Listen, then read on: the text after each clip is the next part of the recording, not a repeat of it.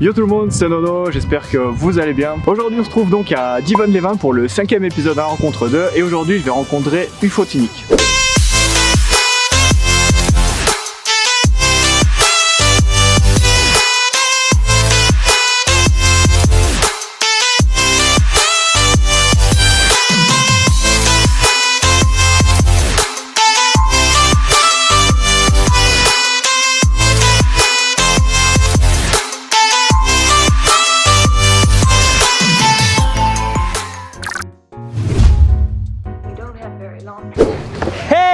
Hey, donc Ufotinic, merci à toi de me recevoir. De rien. Présente-toi un petit peu pour les gens qui te connaissent pas trop. Je m'appelle Ufotinic, j'ai une chaîne YouTube. En gros, je filme toutes mes passions et tout ce que j'ai envie de transmettre, que ce soit science ou cosplay. Cosplay, tout le monde va dire, c'est quoi le cosplay? Vous cherchez sur internet, hein, c'est sur Google. Je fais plein de vidéos et aujourd'hui j'ai 2000 abonnés depuis la semaine dernière. Bravo. Voilà. Félicitations à toi. Merci. C'est cool. Ça fait combien de temps que tu es sur YouTube? Ma chaîne YouTube elle a été créée en 2006. Avant je postais mes vidéos de vacances avec mes potes en privé. D'accord. On servait de YouTube pour uploader en fait. J'ai vraiment lancé ma chaîne en avril 2017. D'avril 2017 jusqu'à août 2018, je faisais une vidéo par mois. D'accord. Même moins sur 2017, je faisais vraiment genre quand je voulais. Ouais. Je me suis astreint à partir de 2018 à faire une vidéo par mois et depuis août 2018, je fais une vidéo par semaine tous les dimanches. Ça c'est bien. Tu t'es mis un rythme, tu t'es imposé. Je me suis mis un rythme que j'ai tenu. En fait, t'es vraiment actif depuis 2017 quoi. On va dire. Ouais, c'est ça, ouais. Et vraiment actif depuis août 2018. C'est quoi qui t'a donné envie de vraiment te lancer là sur YouTube, t'investir un peu plus? C'est quoi qui t'a plu? Moi je suivais plutôt pas mal Cyprien. Enfin, Ouais. J'ai connu la montée de YouTube quoi. Donc, avec Monsieur Dream qui était sur Dailymotion à l'époque. Ouais. D'ailleurs moi aussi j'avais une chaîne Dailymotion à l'époque. Non, t'as vu ça? Ouais, mais voilà, donc ça fait vraiment longtemps. Ah ouais, t'es un ancien quoi. Ouais, voilà. C'était pas ma passion quoi, YouTube. Voilà, je suivais Cyprien, Norman en fait. D'accord, ok, ouais. Et, les gros quoi, d'époque. les gros. Je suivais pas Squeezie encore à l'époque parce qu'il était vachement jeune en fait par rapport à moi. Il avait 15 ans. Ouais, même je pense qu'il était plus jeune que ça. Il a dû commencer à 13 ans je pense. Non, il a commencé à 15 ans. À 15 ans, ouais. À 15 ans. En fait, ils m'ont donné un peu envie dans le sens où quand ils ont un peu grandi, Cyprien, lui, il a bien évolué adulte, quoi. Il a commencé à faire des courts-métrages, des trucs vraiment créatifs et imaginatifs. Norman, il est un peu resté figé, tu vois, dans l'humour. C'est-à-dire que techniquement, il s'est vraiment amélioré. Ils font des trucs de folie. Mais dans l'humour, il a pas suivi son public, quoi, qui avait le même âge que lui. Ouais, c'est vrai, ça, t'as raison, ouais, pour ça. Mais en fait, ce qui m'a un peu dérangé aussi, c'est que tous les gros youtubeurs que je regardais, c'était hyper aseptisé. C'est-à-dire que les gars, c'est hyper clean, quoi. Et quand quelqu'un leur crache dessus dans les commentaires, c'est oui, c'est pas bien, moralement et tout. Bah, il manque de chaînes pas spécialisées. Alors moi, c'est ce qu'on me reproche souvent sur ma chaîne, c'est de pas, on en discutait tout à l'heure, c'est de pas être spécialisé. Sur un thème, ouais. Je trouve que dans la vie de tous les jours, ok, sauf si t'as vraiment une passion, genre la course à pied ou un truc comme ça, et tu vas le partager, ce que font la plupart des gens. Ouais. Mais la plupart des gens, ils ont plein de plaisir à découvrir plein de nouvelles choses et dans leur vie, ils changent tout le temps de trucs, quoi. Ils vont tester un nouveau sport, un nouveau truc. Je voulais une chaîne comme ça, et puis en fait, il y en a pas beaucoup. Non, il y en a pas beaucoup. C'est vrai que moi, avant, je voulais faire ça, mais c'est vrai que je me suis dit, après, t'as tout et de rien, et puis après, tu peux vite avoir des critiques, genre les gens, comme tu disais, bah ouais, c'est vrai qu'il fait tout, mais il fait rien aussi. Donc, c'est ça.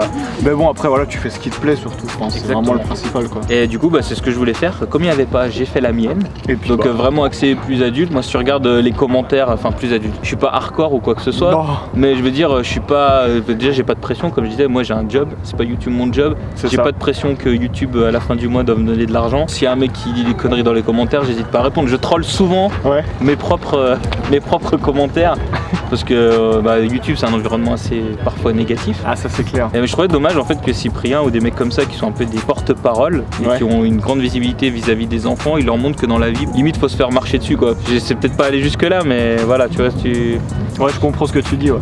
Mais toi ça va, t'arrives à prendre assez de recul quand même par rapport à tout ça. Moi ça me fait rire. Bon, vaut mieux, je pense. Parce que c'est comme je dis tous les jours, c'est que tu peux. Moi je sais qu'il y a des youtubeurs, même Squeezie on a parlé, tu sais, qui prend assez mal les choses, enfin quand c'est négatif et qu'il a dit arrêtez de poster de la merde dans les commentaires. À un moment il a fait son petit pétage de câble, ce que je comprends. Je suis assez grand pour assumer ce côté négatif ou même positif. Hein. Ouais, t'arrives à prendre du recul. Et puis prendre du recul et puis rigoler quoi. C'est vrai que si dans la rue t'as un gamin de 12 ans qui vient te dire ouais vas-y j'aime pas ta coiffure. Enfin je veux dire tu réagirais pas comme quelqu'un qui sur internet il te met ça et ça peut vite te toucher. Ouais. De toute façon après la plupart des gens, comme j'avais parlé sur d'autres vidéos, les haters soit c'est des gens qui sont pas bien dans leur peau en général et qui passent un peu les nerfs sur toi. Après là c'est de la méchanceté gratuite mais bon. Mais je dis ça parce qu'il y a beaucoup de. Enfin, il y a quelques personnes dans mon entourage dont leurs enfants veulent faire des chaînes YouTube, ils en ont fait. Et on m'a beaucoup posé la question de ça et c'est vrai que pour les parents qui regardent ou un truc comme ça et qui disent ouais mon gamin veut lancer une chaîne YouTube, Ouais, faut bien expliquer aux petits qui soient prêts à ça, quoi. C'est que tu peux prendre des commentaires négatifs, j'imagine que toi t'en as aussi. Oh bah j'en ai pris. Après c'est comme dans la vraie vie, de toute façon. Quand t'as un patron, quand t'as des collègues et que tu te prends un petit tac, un petit... et bah c'est pareil, c'est la même chose. Mais il y a moins de pincettes quand même sur internet. Il y a moins de filtres. Il y a moins de pincettes. Dans la vraie vie, tu l'as vraiment en vrai la personne. En général, elle te dit ça en face. C'est plus compliqué pour quelqu'un de venir en face et te dire des choses comme ça que ce qui est dit. Mais voilà. C'est clair. C'est quoi ton parcours général? J'ai fait des études d'infographie 3D. D'accord, ok, ça marche. Voilà. En fait, j'ai travaillé dans un studio de jeux vidéo. Je travaillais sur Lord of the Ring Online. Je travaillais à l'époque pour Codemaster. C'est un éditeur qui a, je sais pas s'il a disparu ou racheté, etc. Je suis parti dans le support informatique. Je travaillais en fait en télétravail pour ce jeu vidéo. Ok. Moi, en fait, quand j'ai fait mes études d'infographie, j'ai découvert Adobe Premiere et j'ai découvert le montage. Et en fait, c'est ce qui me plaisait beaucoup. T'as commencé direct avec Adobe Premiere? J'ai commencé direct avec Adobe Premiere. Donc quand j'ai fait ma chaîne YouTube, c'est pareil, quoi. C'est Adobe Premiere direct. Peut-être avec Modus Movie Maker. J'ai utilisé aussi, non mais franchement j'ai tout utilisé. Mais juste pour dire pourquoi dans mon parcours j'ai réussi à utiliser en fait finalement des trucs que j'ai appris il y a très longtemps. D'accord, ok. Voilà, c'était le montage, j'avais fait déjà des courts-métrages, tout ça. J'ai fait du théâtre pendant 10 ans, donc ça m'aide aussi ça aide aussi pour l'élocution et puis être à l'aise devant la caméra, quoi. Ça c'est cool ça. J'ai travaillé en fait dans un service après l'informatique de support mais sur une application de bourse. Ok, d'accord, ça en marche. ligne. Et du coup maintenant je suis business analyst en changeant d'équipe en fait au sein de la même entreprise depuis 3 ans. D'accord, ok, ça marche. Bon bah c'est cool, c'est pas mal, ça te plaît, ouais. Du coup ça m'oblige à jongler entre le travail et les vidéos YouTube parce qu'une par semaine c'est quand même compliqué. Ouais. En termes de temps. Du coup les week-ends maintenant je fais ça. Quand t'étais jeune, tu te voyais comment plus tard? Est-ce que tu voyais vraiment faire ça ou est-ce que t'avais Non mais quand j'étais jeune ça n'existait pas tout ça. Ça n'existait pas. Ouais, c'est vrai. T'as fait comme moi, t'as dû vivre. Moi je voulais être astrophysicien et être cosmonaute. Moi je voulais être pilote de chasse. Je voulais rentrer dans l'armée de l'air et c'est vrai que c'est dur quand même. Faut une vue de 12 sur 10 déjà. Mais moi physiquement, tu vois. Les gars. Si t'avais fait ça, t'aurais fait plus de sport. Ouais, c'est clair. T'aurais été à l'armée. Ça aurait pas été un problème. Le côté physique de toute façon t'as pas le choix. C'est que du sport quoi. Ah ouais, de manger mal. Ouais, voilà. C'est pas mal ça. Donc absolument pas YouTube.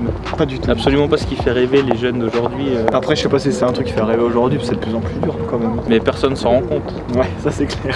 Donc effectivement pour ceux qui veulent commencer aujourd'hui, comme nous, parce qu'on commence bien après la vague. Ouais, bien après la vague. Oui, c'est beaucoup plus dur que pour les premiers arrivants, comme tous les domaines. Hein. Ah bah comme partout. Mais il y a encore de la place de toute façon, ils le disent, il y a encore beaucoup de place dans beaucoup de domaines. De toute façon il y en a toujours qui abandonnent. Donc en fait déjà ceux qui sont les plus persévérants c'est ceux qui vont réussir. Ouais. Si tu fais un peu de qualité quoi, si tu fais ce que tu aimes pour te permettre de rester dans le temps et être persévérant. Moi je suis sur le forum Entraide vidéaste et je vois le nombre de gens qui viennent s'inscrire et qui abandonnent leur chaîne YouTube dans la première année. Et la plupart des chaînes aujourd'hui que je regarde qui ont 100 000, 200 000 abonnés, en fait quand je regarde leurs stats, elles ont mis 10 ans à se construire. C'est ceux qui sont persévérants qui sont les succès de demain, qui sont les youtubeurs qui sont regardés demain. Tu prends un ancien, je sais pas si tu connais Sifano, je pense. Ouais, je vois. C'est un ancien, lui ça faisait 11 ans, 12 ans et ça fait que maintenant qu'il a 1 million d'abonnés. Ouais, c'est ça. Il y en a plein comme ça. Il y en a plein qui sont aujourd'hui à 1 million et qui ont galéré comme tout le monde et qui ont persévéré. Pas lâcher. Et pour faire ça, ils aimaient ce qu'ils faisaient. Parce que des fois c'est pas facile quoi. Il faut se lever et se dire merde, faut que j'aille pour faire la vidéo. Toi tu vois, t'as fait 1 heure de route là pour faire la vidéo. C'est ça. Enfin, voilà, j'ai fait 4 heures de route avec son fait ça demande tous ces sacrifices. Ça demande des petits sacrifices, mais moi j'aime bien, c'est cool, ça permet de rencontrer des gens et de voir un petit peu ce que les autres font, moi j'aime bien. C'est vraiment sur cet aspect là que j'aime bien la plateforme YouTube. Faut pas prendre le côté négatif, faut prendre que le positif. Sur ta chaîne, tu me disais, on trouve un peu de tout, mais est-ce que tu as quand même un thème principal récurrent que tu aimes bien pratiquer sur ta chaîne? Principalement, je fais du podcast en face caméra. J'aime bien prendre un sujet en fait, à partir de mon expérience. D'accord. C'est-à-dire que là, par exemple, ma vidéo la plus vue là, dont on parlait tout à l'heure, elle a 140 000 vues, c'est pas mal.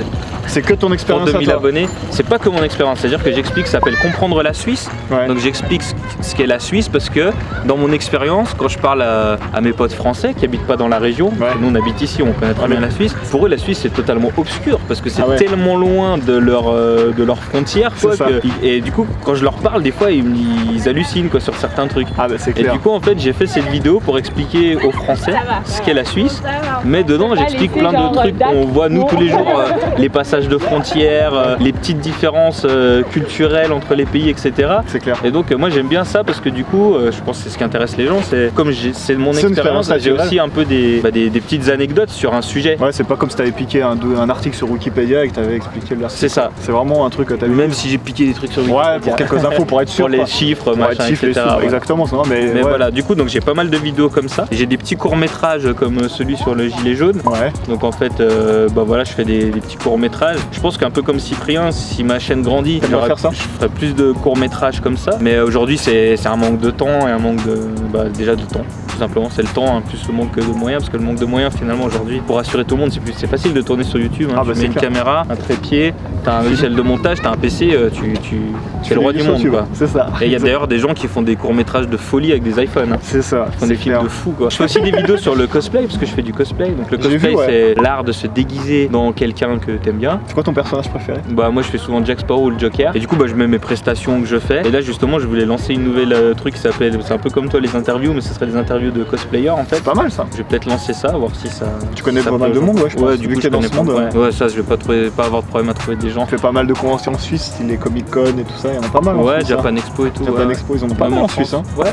Bon, en Suisse on en a pas mal, je trouve, ça c'est bien développé. En France aussi, mais c'est un peu plus loin peut-être. En Suisse ça fait 5-6 ans que ça commence mais je trouve à bien marcher. J'aurais pas pensé dans un petit pays comme ça, tu sais. Ouais, je pense qu'ils sont un peu influencés par la France, on va dire, dans le sens où eux aussi ils ont une génération Club Dorothée. C'est ça. La Suisse, c'est impressionnant. Dernièrement, tu sais, je commence à connaître pas mal de monde et c'est en train de se développer de fou sur vraiment la partie internet, quoi, médias, réseaux sociaux, tout ça. Maintenant, il commence à y avoir des youtubeurs suisses qui sont assez reconnus, quoi. Bon, par le grand JD. Des youtubeurs, pardon, des cosplayers suisses. Ouais. Non, mais même YouTube, du coup, tu parles du grand JD. C'est vrai que c'est le seul et premier à ouvrir la voie pour les Suisses. Après, nous, on peut un peu se considérer comme Suisse, parce que moi, par exemple, quasiment 50% de mes abonnés sont suisses. C'est statistique. Moi, un petit peu, 15%.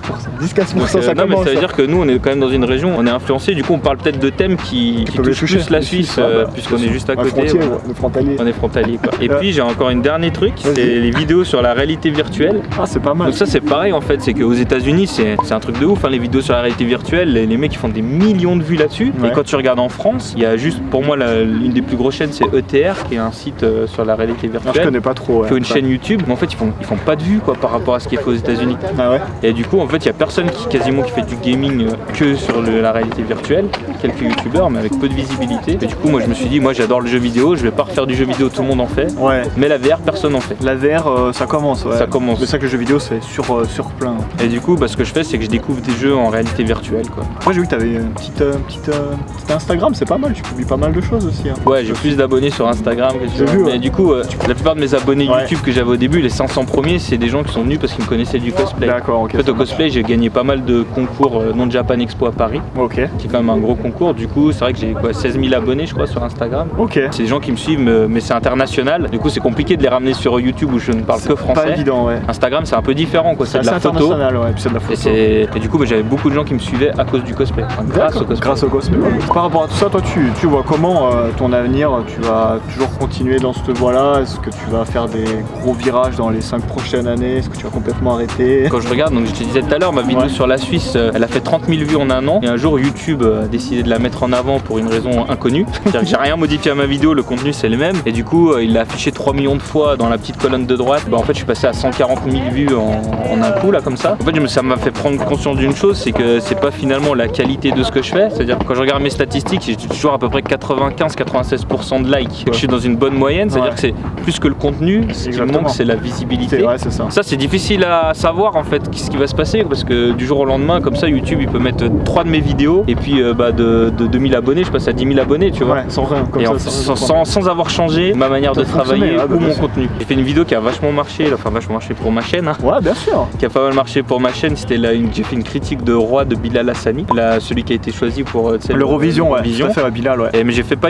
parce qu'en fait tout le monde se crachait dessus, quoi. Sur Twitter, c'est toujours des extrémistes, quoi. C'est-à-dire d'un côté les homophobes et de l'autre côté les mecs qui le défendent corps et âme. Dès que tu dis la musique elle est pourrie, bande d'homophobes, alors que ça n'a rien à voir, tu vois. Bah non, c'est deux choses différentes. Et puis du coup j'ai décidé de juger la chanson et pas la personne. Ouais. En fait ça a pas mal marché.